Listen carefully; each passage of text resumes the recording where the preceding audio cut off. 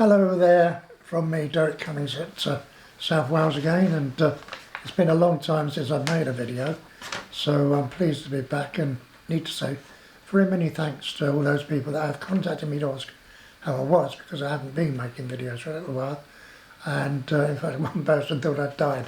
Thankfully I hadn't, although I could have done, given the story that I'm going to tell you now.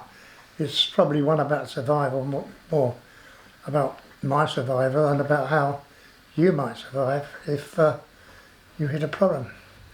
Anyway, this all goes back to in April, after COVID started. We had a national lockdown, as you'll all remember. I was getting rather bored with it because I couldn't go anywhere, so I got my scooter out and rode about a quarter of a mile from here around the corner along a little river, and someone had put a little thing across to stop people crossing it. Nice person, eh? Well, crossing the path, going along the path. And what happened was I decided to go around it, and it was by the side of a mountain, and I started to go up the mountain, which wasn't a steep mountain, but it had a tump as I went round this this obstruction, and the scooter tipped. I ended up on the floor, face down, on the grass, and the scooter ended up on top of my back and quite damaged it. I was quite lucky, because if it had gone an inch another way, it had probably broken my back, but luckily Lynn was with me, and Lynn managed to get the scooter off my back, and I was laying there moaning and groaning. In fact, I didn't really move for about 5 minutes, and I just wondered what to do, because I felt completely paralysed by it. But eventually I managed to get the scooter up and get onto the scooter. I pulled myself onto it, crawled onto it, got myself home, and we called an ambulance, but eventually it ended up with me getting in the car, crawling into the car, and Lynn taking me down to A&E, getting out of a wheelchair and taking me into A&E. I had awful bruising. My ribs were completely black and blue. My legs and various parts of my body were black and blue. Luckily, no bones were broken, and I put that down to, excuse me, having a good quality vitamin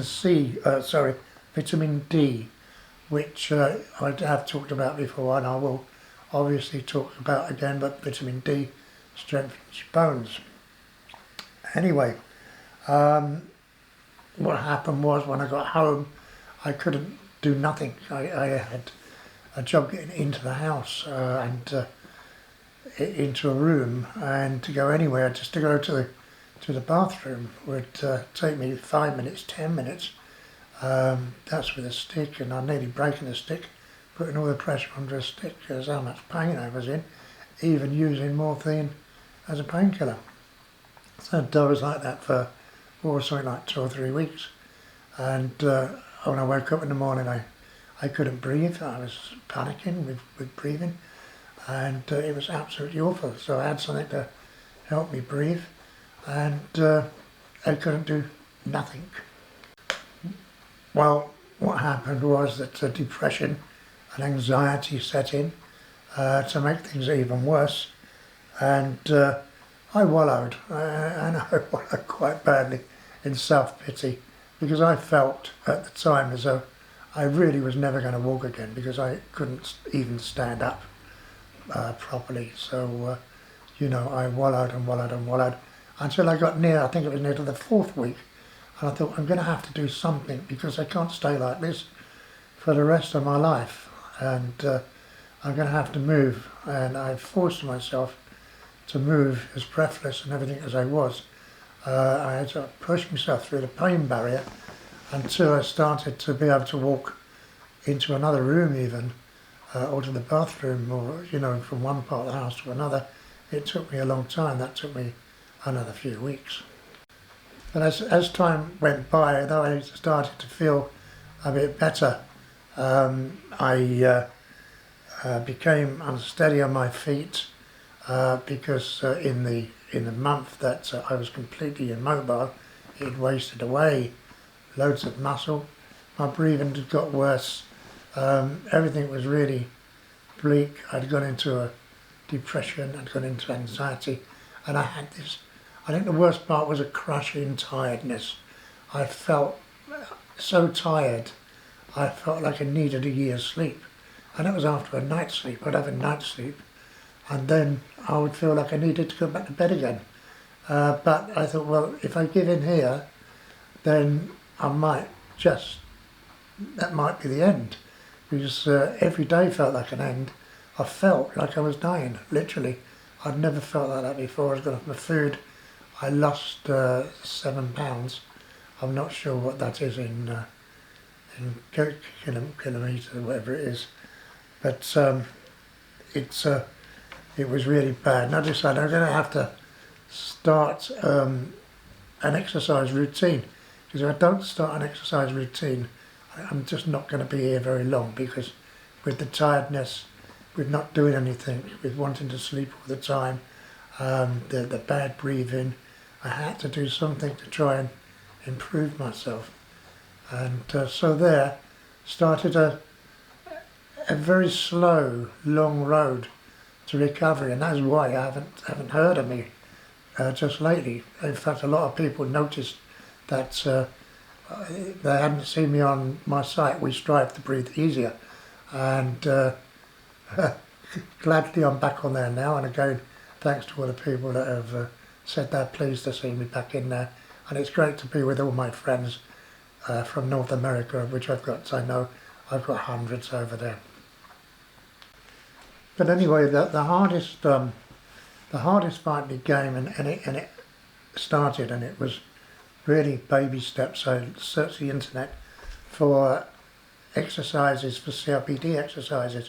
There's some very good ones on there, and I found one that I particularly liked that I could do, that was sitting in a chair, because remember, I didn't have much mobility, so it wasn't a case of I couldn't do any exercises that meant me standing up. So everything at the start, at any rate, had to be chair bound, and I found something that was handy.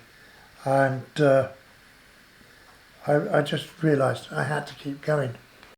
And I couldn't go out because autumn had arrived here, and the wind and rains of autumn. Although I'm in the United Kingdom, we quite often get the backlash of hurricanes here at the United States, and we've had a few of those this year. So it's been pretty awful weather-wise, so everything has to be arranged indoors, and I found that I had to get into a routine. So I started just exercises, and basically they were stretching exercises, diaphragm breathing exercises, and I got my old faithful, which is they're like they're like pedals. It's like riding a cycle, but without sitting on the cycle. Some people might know what I mean. It's and I'd sit in a chair, and that would actually, I'd do that, and I've got myself up to 15 minutes non-stop now. Again, it's baby steps, and that gets the circulation going in the feet and the legs, and gets some muscle going there. So that's very important, and I've managed to pull myself up, because now I've lost the tiredness, so I'm really pleased about that. I'm starting to feel happier in my life. I'm starting to do things, and because with COVID as well, COVID made things worse, because everything come to a stop for me. Well, I realised what's kept me going is all the things that I plan. You know, I plan lots and lots of things for the year. I've done lots of voluntary work with lung disease that involves many groups, like the British Lung Foundation and others, and even the Welsh Government. I've been involved with some of the things and overseeing what's done there, making comments by other organisations that are watching them. So I realised that what was needed was a routine, and it's very hard to have a routine, isn't it, when you come out of something like this, and when you get COVID come along as well. So I got a routine, and the routine now is exercise in the morning, which is normally about 2 hours exercise now.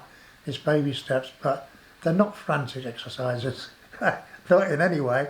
They're very gentle exercises, and if I want to stop to have a cup of tea or a little rest, don't forget the baby steps.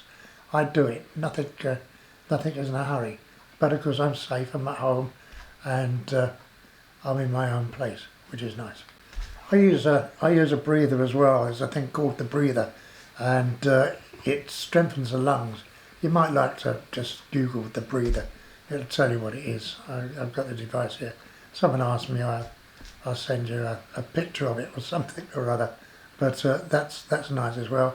And I got myself a nice bright light, and I have very bright lights in the room that I am here, because that cheers me up through the darkness of the winter that's coming. I'm one of those people that I get sad sometimes. I know it's it's sad indeed, but it's an abbreviation for something where it's harmony or imbalance caused by the lack of light. And of course we've had a lot of lack of light because we've had to stay in because of various lockdowns and everything else. Just coming out of one here in Wales. England's gone into one now. And if any of you guys, any of you English watching this, I would advise get a routine, because otherwise you get very depressed. You know, something that when you wake up in the morning, you've got something to do and you can follow it through, and you can feel that you've actually achieved something, even if it's only exercise, making videos such as I have, joining voluntary organisations, things like that. But anyway, we give a summary on this one, and the summary has to be, what if I had have ignored it? What if after the accident and I'd been immobile for a month and I had this crushing tiredness, I just slept and just, I thought, well, it'll go eventually, and kept sleeping. Would I still be here? I've got my doubts because I've lost my appetite, I'd lost my motivation, and I just didn't really want to be here. Now it's completely opposite, of course. I'm over it. I'm not the only one that has got over it by using simple exercises. And what I want to express to you is that no matter how tired, how desperate you feel, you must exercise. Now, when I started my baby steps, the baby steps, I was suffering from a crushing tiredness that I can't even describe to you. It's a tiredness that I'd never ever felt before, and yet I had to start that, a couple of minutes of it the next day, a couple of minutes and a couple of minutes more, until eventually I started to do more, and as I was doing more I was getting less tired and I was feeling better and I was feeling fitter. So remember, exercise is key. Nice to be back, and I will be making another video hopefully very soon. I've got another one in mind. Before I go, I want to talk about the very real dangers of oxygen. I have oxygen, as you can see, but a lot of people, they put it up for prolonged periods without saying, for no real reason, and they feel breathless. For a start, oxygen doesn't stop you being breathless. I can't run a mile. I'm still pretty immobile, even using oxygen, but it keeps me safe. All my bodily functions work okay. All my organs are happy. My brain's happy, so I'm talking to you. But your danger is if you turn it up too much. You start to produce too much CO2, the byproduct of gas from breathing. And also with too much oxygen, if you've got too much in your lungs, it starts to actually damage your lungs. Did you know that? A lot of people don't know that, and I don't think it's explained properly to us when we go for oxygen assessment. It's very important that you stay on the settings that you're actually told to use. If you was to increase your oxygen by 2 or 3 litres a minute and then keep that going for 24 hours a day, what would probably happen is over time you would start to feel more and more tired. And the more and more tired is actually as the CO2 is creeping up on you and as the oxygen is starting to damage your body. So please don't do that. And I mention that because I've known 1 or 2 people do that, and the outcome isn't very good. It's okay if, say, you get severe weather and you notice that your oxygen level is going lower than normal, just turn it up a little tiny notch and see how it's doing. If it's if you're sat to no higher than 92, 93, you should be fine. But as soon as the weather improves, turn it back to what it should be. Now, I think that's okay, and my primary care nurse knows that I do it, but even so, I'm not a doctor. Check with your primary care nurse that you are able to do that. As I say, remember the dangers. Anyway, I'm off, and I'm glad to be back again. So, bye-bye from, well, it's a sunny day today for a change. We're in for a few nice days.